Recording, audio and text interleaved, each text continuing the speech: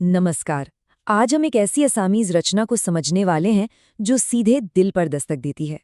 इस विश्लेषण में हम काबन और मिसिंग जनजाति की उन गहरी भावनाओं और दर्द को समझेंगे जो प्रकृति, परंपरा और बदलते वक्त के बीच के नाजुक रिश्ते को दिखाते हैं। ये सच में एक ऐसी चर्चा है जिसमें शायद हर कोई अपना थोड़ा सा अक्स देख पाए, क्योंकि ये उन भावनाओं से जुड़ी है जिनसे हम सब कहीं ना कहीं गुजरते हैं। तो चलिए बिना किसी देरी के इसमें गहराई से उतरते हैं।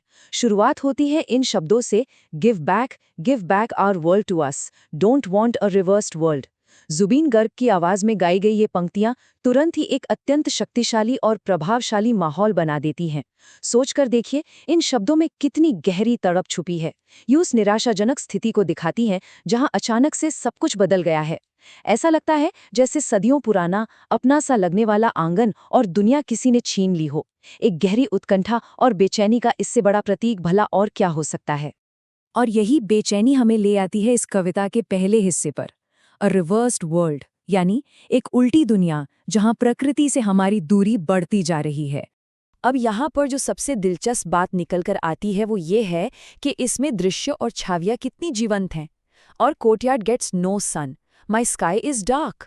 यहाँ वर्णनकर्ता बता रहा है कि आंगन में धूप का आना बंद हो गया है और गौरैयों या छोटी चिड़ियों ने भी आना छोड़ दिया है। ध्यान देने वाली बात यह है कि इन नन्ही चिड़ियों के गायब होने को सीधे तौर पर एक इंसान के भीतर उत्पन्न हुए अंधेरे आसमान से जोड़ा गया है। असल में प्रकृति का गायब होना सिर्फ बाहर का नुकसान नहीं है, बल्कि ये रूह के भीतर छा रहे सूनेपन और अंधेरे का एक बेहद सटीक प्रतीक है। इस सूनेपन की आखिर वजह क्या है, ये हम समझेंगे अगले भाग में, द प्राइस ऑफ प्रोग्रेस, यानी विकास की कीमत और आधुनिकता का असर। और ये स्लाइड बहुत ही बेहतरीन तरीके से दर्शाती है कि कैसे दो अलग अलग दुनियाएं एक दूसरे से टकरा रही हैं। एक तरफ नए ईंट पत्थर के शहर को बनाने के लिए पेड़ पौधों और घास को काटा जा रहा है, जो आधुनिक विकास की एक ठंडी और कठोर तस्वीर पेश करता है। वहीं दूसरी तरफ पिता की वो प्यारी खैर की छत वाली झोपड़ी धुंधली पड़ती हुई आंखों से ओझल हो रही है। ये अपने आप में एक बड़ा विरोधाभास है। एक तरफ नए पक्के मकानों का हंकार शहर को घेर रहा है, तो दूसरी तरफ पुराने, गर्माहट से भरे और परंपरागत घरों के टूटने का शोक है। इस शोक का असर सिर्फ भौतिक धरातल पर नहीं पड़ता। कहानी का अगला पड़ाव है फेडिंग कल्चरल थ्रेड्स, यानी धुंधले पड़ते सांस्कृतिक धागे और हमारी खोती हुई यादें। अगर हम इन निशानियों पर एक आदर भरी नज़र डालें तो इनकी अहमियत तुरंत समझ आती है। देखिए, माँ की मेखला चादर का पुराना हो जाना, ये इशारा है उस प्यार और स्नेह की तरफ जो वक्त के साथ झर रहा है। दूसरा है वो हरे रंग का तंपेरा जो दहेज में मिला एक बक्सा है जिसमें अनमोल यादें सहेजी जाती हैं। और तीसरा, पिता का खो गया मिबू चोला, यानी एक अनमोल पारंपरिक पहनावा। वक्त सच में बड़ा निष्ठुर होता है ना, जिन कपड़ों को आने वाले कल के लिए और अपनों के लिए इतने प्यार से सहेज कर रखा जाता है, आखिरकार एक दिन उन्हीं पवित्र वस्तुओं का नष्ट होना या खो जाना तय है।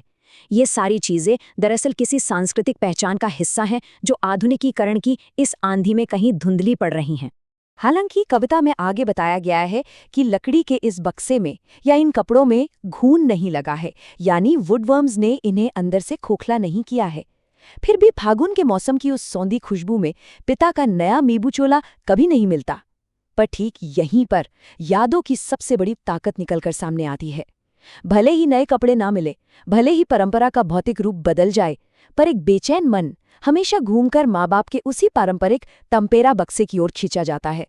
वक्त चाहे कितना भी आगे बढ़ जाए, हमारा दिमाग वापस वहीं लौटता है जहां हमारी जड़ें गहराई तक जुड़ी होती हैं। और इन सभी भावनाओं को समेटते हुए हम पहुंचते हैं इस आखिरी पड़ाव पर, जहां हम समझेंगे द मीनिंग ऑफ काबान, यानी काबान का सच्चा अर्थ। तो सबसे अहम बात यह है कि इस पूरे शोक और व्यथा का मूल अर्थ आखिर निकलता क्या है। कबन, ये शब्द असल में मिसिंग जनजाति का एक हृदयस्पर्शी शोक गीत या करुणा गाथा है। जब इस दर्द को इस शैक्षणिक दृष्टि से समझा जाता है, तब सच में मिसिंग लोगों की पीड़ा की गहराई का एहसास होता है। ये केवल शब्दों का खेल बिल्कुल नहीं है। ये मिसिंग लोगों का अपनी बदलती हुई दुनिया, उनकी खोती हुई संस्कृति और छूट गए अस्तित्व के प्रति सबसे सच्चा रुदन है। ये उनका अपना एक खास तरीका है इस विकास के कठोर दौर में अपने अस्तित्व के गहरे दुख को बयान करने का। इस पूरे विश्लेषण को समाप्त करते हुए ये आखिरी प्रश्न एक गहरी सोच की मांग करता है।